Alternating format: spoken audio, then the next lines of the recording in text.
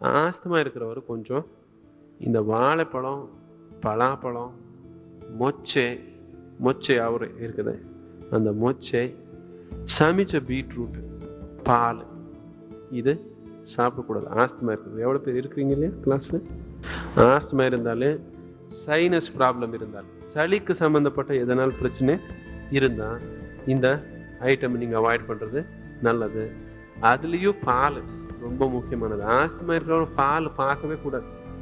பார்த்தாலே ஆஸ்துமா வந்துடும். எஸ், பால்லேருந்து வந்து எது இருந்தாலும் மோர், தயிர், காஃபி, டீ ஆஸ்துமா இருக்கிறவர் தொடக்கூடாது.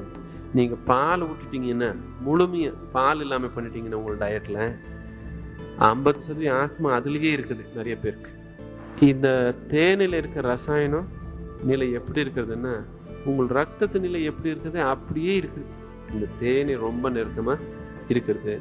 இது டெய்லி சாப்பிட்றது நல்லது, எல்லாருக்கும் நல்லது. இந்த ஆஸ்துமா இருக்கிறவங்களுக்கு ரொம்ப ரொம்ப நல்லது.